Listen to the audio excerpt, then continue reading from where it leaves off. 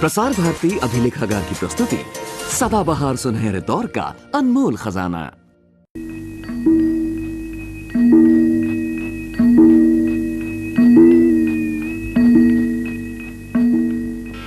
हिंदुस्तान की जंग आज़ादी में बिला तफरीक मजहब व मिल्लत हर बाशिंदे और मुहिब्बे वतन ने अपनी बसात भर हिस्सा लिया। उर्दू शायरों ने भी अपनी जानदार शायरी का एक बड़ा हिस्सा इसी मकसद की नज़र किया। 1857 में गैर मुल्कियों के मुकम्मल तसल्लुत से तकरीबन 100 साल पहले नादिर शाह और अहमद शाह अब्दाली की लूटमार और सियासी इंतशार से फ़ायदा उठाकर गैर मुल्कियों ने अपने असरात बढ़ाने शुरू किए।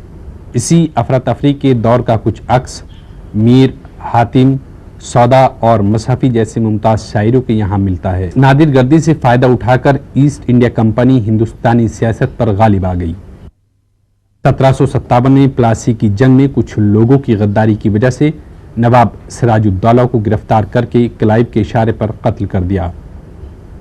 नवाब सिराजुद्दौला की शहादत ने कौम को बेदार करना शुरू किया। पटना के सूबेदार राजा राम नारायण मौजू ने इस हादसे से मुतासिर होकर कहा, गजाला तुम तो वाकिफ हो, कहो मजनू के मरने की, दीवाना मर गया आखिर को वीराने पे क्या गुजरी। 1857 के इनकलाब के वक्त उर्दू के अकाबिरीन इल्म फ़न दिल्ली में मौजूद थे।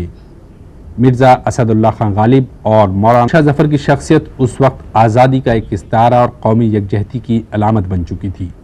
अपनी कैदोबंद की सऊबतों को यूं बयान किया, शब रोज़ फूल में जो तुले, कहो खारे गम को वो क्या सहे, मिले तौक कैद में जब उन्हें, कहा गुल के बदले ये हार है, नवाबाल तन पे है सर मेरा, नहीं जान जाने का डर ज़रा, कटे गम ही निकले जो दम मेरा, मुझे अपनी ज़िंदगी बार है। लखनऊ और दिल्ली ज़बान व तहज़ीब के दो बड़े मरकज़ थे। इनकी तबाही का असर पूरे माशरे पर पड़ा। उर्दू शोरा के कलाम में कौमी वहदत का मरकज़ दिल्ली से मोहब्बत की शक्ल में नमूदार हुआ।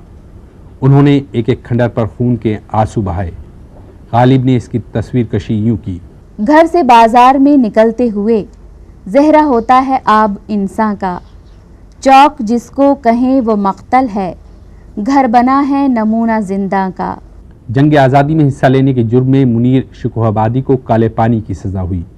उसका जिक्र मुनीर शिकोहाबादी ने इन अल्फाज में किया, गुर्बत में वतन खाना बदोशों को मिला, ज़हर गुर्बत शकर फरोशों को मिला, जब लख्त जिगर खा के लगी प्यास मुनीर, काला पानी सफ़ेद पोशों को मिला। अताफ हुसैन हाली ने कौम के अदबी जुमूद को हरकत में बदलने की पहल की।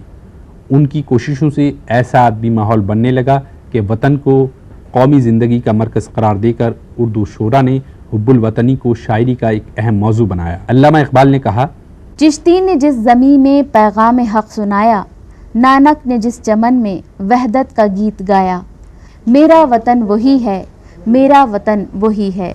चकबस्त ने हिंदुस्तान की अजमत का गीत गाया, ऐ खाके हिंद तेरी अजमत में क्या गुमा है। खुद मौलाना हाली ने कहा, दन में जो डाला था वो फंदा याद है, एक कहानी वक्त लिखेगा नए मजमून की, जिसकी सुर्खी को ज़रूरत है तुम्हारे खून की।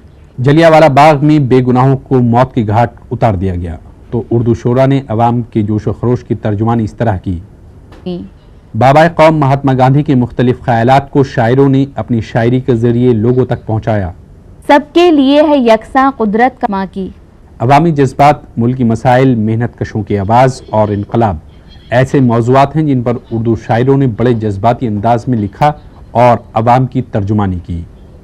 इनकलाब जिंदाबाद का नारा गूंजने लगा। प्रसाद बिस्मिल ने अपनी ख्वाहिश का इजहार करते हुए कहा, सरफरोशी की तमन्ना अब हमारे दिल में है, देखना है जोर कितना बाजुए कातिल में है, अब ना अगले वलवले हैं और ना अरमानों की भीड़, एक मिट जाने की हसरत अब दिले बिस्मिल में है। में कौमी इत्तेहाद के जज्बे को मुस्तहकम बनाना था। शोरा ने आज़ादी वतन को मरकज़ी ख्याल बनाकर अवाम से मुत्तहिद होने की अपीलें की। हिंदुस्तान आज़ाद हो गया, चारों तरफ खुशियाँ मनाई जाने लगी। उर्दू शोरा ने भी खुशी के गीत गाए। जानिसार अख्तर ने जश्न आज़ादी नज़्म कही, सीने से आधी रात के फूटी वो सूरज की किरण, बरसे वो तारों के कंवल, आए मुबारकबाद को कितने शहीदाने वतन, آزاد ہے آزاد ہے آزاد ہے اپنا وطن، آزاد ہے اپنا وطن۔ ہندوستانی عوام کی مشترکہ سیاسی زندگی اور آزادی کے جد و جہد کے دشوار گزار سفر کے ہر موڑ پر اردو شاعروں نے وقت کے تقاضوں کا بھی ساتھ دیا اور مادر وطن سے محبت کا بھی اظہار کیا۔